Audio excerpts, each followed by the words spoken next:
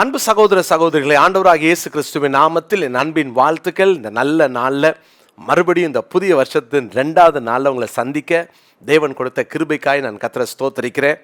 இந்த நாளுக்குரிய அந்த பைபிள் போர்ஷனை நீங்கள் கீழே குறிச்சிக்கோங்க. இன்றைக்கி நம்ம படிக்கணும். நேற்றிலேருந்து நம்ம துவங்கி இருக்கிறோம். ஒரு நாளும் நீங்கள் வேதத்தை படிக்கிறத மிஸ் பண்ணிடாதீங்க. கர்த்தர்களை ஆசீர்வதிப்பார்.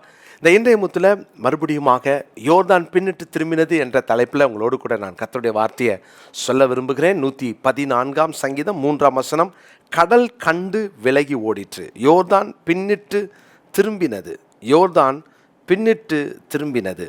தேவன் நல்லவர். நமக்கு எதிராக இருக்கிற எல்லா யோர்தானை போல நிற்கிற சவால்கள், யோர்தான் நமக்கு ஒரு பெரிய சேலஞ்ச். எப்படி கடந்து வாக்குத்தத்தத்தை பெற முடியும், எப்படி அக்கறைக்கு போக முடியுமா? நம்ம நேற்று தினத்தில் பார்த்தோம், நிச்சயமாய் முடியும். ஏன்னா யோர்தானை கடந்து போன்னு சொல்லி சொன்னவர் அவர் உண்மையுள்ளவர். கானானை கொடுப்பேன் என்று வாக்கு பண்ணினவர் உண்மையுள்ளவர். அப்போ போன்னு சொன்னார், அங்கே கானானுக்குள்ளே நீங்கள் பிரவேசிப்பீங்கன்னு சொன்னார். அப்போ உங்களுக்கு சுதந்திரமாய் நான் கொடுப்பேன் அப்படின்னு சொல்லிட்டார். இதையெல்லாம் சொன்னவர் எப்படி வாக்கு மாறுவார்? அவர் வாக்கு மாற மாட்டார். வாக்கு தத்தம் நிச்சயமாய் நம்முடைய வாழ்க்கையில் நிறைவேறும். அருமையான தேவனுடைய பிள்ளைகளே, இந்த வாக்கு தத்தம் நிறைவேறணும்னா நேற்று சொன்னேன், நம்ம விசுவாசிக்கணும். விசுவாசித்தால், விசுவாசத்தோடு காலை எடுத்து நீங்கள் யோர்தானின் ஓரத்தில் வச்சிங்கன்னா யோர்தான் பின்னிட்டு திரும்பும். அது நிச்சயமாய் ஒரு குவியலாக நிற்கும். தேவன் உங்களுக்கு ஒரு பெரிய வழியை திறப்பார். சொந்து போகாதீங்க. இன்றைக்கி இன்னொரு காரியத்தை உங்களோடு கூட நான் பகிர்ந்து கொள்ள விரும்புகிறேன். இந்த யோர்தான் பின்னிட்டு திரும்பணும் அப்படின்னா யோசுவாவின் புஸ்தகம் 3 அதிகாரம் 5 வசனத்தை நான் வாசிக்கிறேன். யோசுவா ஜனங்களை நோக்கி, உங்களை பரிசுத்தம் பண்ணிக்கொள்ளுங்கள், நாளைக்கு கர்த்தர் உங்கள் நடுவில் அற்புதங்களை செய்வார். யோர்தான் பின்னிட்டு திரும்பணும் அப்படின்னா முடியுமா? சாத்தியமே இல்லை. ஆனால் பின்னிட்டு திரும்பிற்று. எப்படி திரும்பிற்று? எப்படி திரும்பினது என்றால், அதுக்கு முன்னால் அவர் சொல்கிறாரு, நீ விசுவாசி. 2வது, நீங்கள் உங்களை பரிசுத்தம் பண்ணிக்கொள்ளுங்கள், உங்களை பரிசுத்தம் பண்ணிக்கொள்ளுங்கள். பிரியமானவர்களே, நாம் ஆராதிக்கிற தேவன் அவர் பரிசுத்தர்.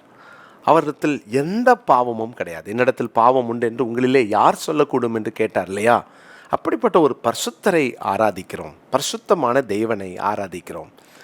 இஸ்ரவேல் ஜனங்கள் எகிப்தை விட்டாங்க, ஃபிசிக்கலாக விட்டாங்க, சரீர பிரகாரமாக வெளியே வந்தாங்க. ஆனால் அவங்களுடைய மனதளவில் எகிப்தோடவே வாழ்ந்துட்டு இருந்தாங்க, எகிப்திலேயே இருந்தாங்க 40 வருஷம். ஆண்டவர் பாருங்க, ஒரு காலகட்டத்தில் இந்த 12 பேர் போய் கானானை சுற்றி பார்த்துட்டு வந்தபோது அவர்கள் வந்து சொன்ன துர்ச்செய்தியை கேட்டு, 10 பேர் சொன்ன துர்ச்செய்தியை கேட்டு மனம் உடைந்து ராவெல்லாம் அழுது கர்த்தரை பரீட்சை பார்த்தாங்களே அவ்விசுவாசத்தினால. என்னாகவும் 14 அதிகாரத்தில் கர்த்தர் சொல்கிறாரு, இதுவரைக்கும் 10 முறை என்னை பரீட்சை பார்த்த ஒருவனும் அதில் பிரவேசிப்பதில்லைன்னு சொல்கிறார். 10 முறை. அப்போ இஸ்ரவேல் ஜனங்கள், அங்கே புறப்பட்ட ஜனங்களில் 2 ஆண்கள் தான், எகிப்தை சந்தித்த 2 ஆண்கள் தான் கானானுக்குள்ளே பிரவேசித்தாங்க. அப்போ இந்த 2 ஆண்கள், யோசுவாவும் காலேப்பும், மற்றவங்க எல்லாரும் 10 முறை பரீட்சை பார்த்தார்கள்.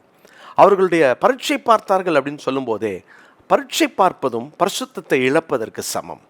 பரீட்சை பார்ப்பதும் தேவனை ஏன் செய்யுங்களேன், பாருங்களேன் அப்படின்னு முறுமுறுத்து, மோசேக்கு விரோதமாய், கர்த்தருக்கு விரோதமாய் முறுமுறுத்து, இப்படி கர்த்தரை வேதனைப்படுத்தி பரிசுத்த குலைச்சல் ஆனாங்க.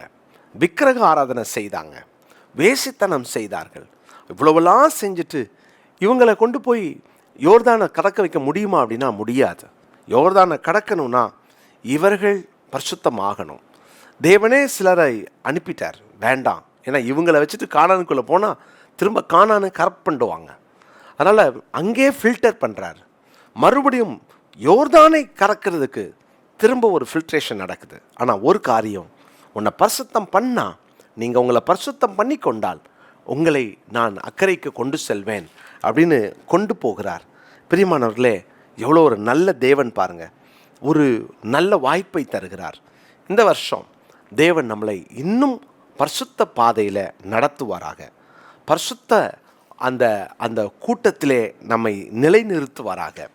இந்த வருஷத்தில் அதிகமாய் பரிசுத்தத்துக்காக ஜெபிப்போம், பரிசுத்தத்துக்காக ஏங்குவோம், பரிசுத்தவான்களாய் பரிசுத்த வாட்டிகளாய் வாழ தீர்மானிப்போம். லேவியராகமத்தின் புஸ்தகம் 20ஆம் அதிகாரம் 7வது வசனம், ஆதலால் நீங்கள் உங்களை பரிசுத்தராய் இருங்கள், நான் உங்கள் தேவனாகிய கர்த்தர். நீங்கள் உங்களை பரிசுத்தப்படுத்தி நம்ம செய்ய வேண்டியதை நம்ம தான் செய்யணும். உங்களை நீங்கள் பரிசுத்தப்படுத்தி பரிசுத்தராய் இருங்கள். ஒவ்வொரு நாளும் பரிசுத்த குலைச்சல் வருகிற எந்த காரியத்தையும் உங்கள் வாழ்க்கையில் நீங்கள் அகற்றுங்கள். அந்த அனுபவத்தை காத்துக்கொள்ளுங்கள். லேவியராகமம் 20ஆம் அதிகாரம் 26ஆம் வசனத்தில், கர்த்தராகிய நான் பரிசுத்தராய் இருக்கிறபடினால் நீங்களும் எனக்கேற்ற பரிசுத்தவான்களாய் இருப்பீர்களாக, நீங்கள் என்னுடையவர்களாய் இருக்கும்படிக்கு உங்களை மற்ற ஜனங்களை விட்டு பிரித்தெடுத்தேன். இன்னைக்கு இதை நம்முடைய மனப்பாட வசனமாய் குறித்துக்கொள்வோம். இந்த நாளுக்குரிய மனப்பாட வசன சவாலை குறித்து கொள்ளுங்க. இந்த வருஷத்தில் டெய்லி ஒரு வசனத்தை மனப்பாடம் பண்ணவும் தீர்மானிப்போம். டெய்லி கொடுக்கப்படுகிற அந்த வேத பகுதியை வாசித்து இந்த வருஷத்தை நம்ம முழு வேதத்தையும் படிக்க தீர்மானிப்போம். நிறையா பைபிளில் அதிக கவனம் செலுத்துவோம். கத்திரிச்சித்தமான அந்த வருஷத்தில் தொடர் ஃபாஸ்டிங் எல்லாரும் சேர்ந்து இருக்கவும் நம்ம தீர்மானம் எடுப்போம். நிறையா காரியங்களை கர்த்தர் அங்கே நமக்கு வைத்திருக்கிறார். அதை சுதந்திரித்துக் கொள்வோம், பரிசுத்தப்படுத்திக் கொள்வோம். நாம் பரிசுத்தவான்களாக இருப்பது தான் தேவனுடைய சித்தம் அப்படின்றதையும் வேதத்தில் வாசிக்கிறோம். ஜெபிக்கலாமா? நல்ல தகப்பனே, பரிசுத்தப்படுத்தி கொண்டால் யோர்தான் பின்னிட்டு திரும்பும், யோர்தான் ஒரு குவியலாய் நிற்கும். யோர்தானை கடக்க பரிசுத்தம் அவசியம்.